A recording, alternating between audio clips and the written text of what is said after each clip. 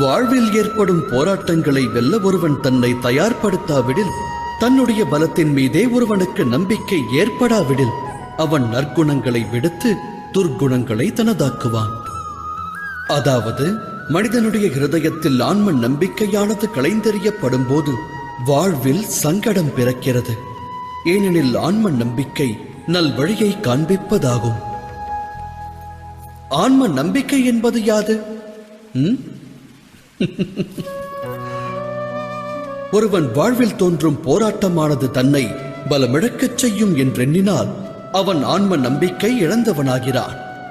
அவன் அப்போராட்ட களத்திலிருந்து விடுபடுவதற்கு பதிலாக அதில் மூழ்குவதற்கு உபாயம் தேடுவான். ஆனால் அப்போராட்டம் தனக்கு பலத்தை தரும் என்று ஒருவன் எண்ணுவானேயானால், தேகத்திற்கு கடின தேக பயிற்சி வலுவூட்டுவதைப் போல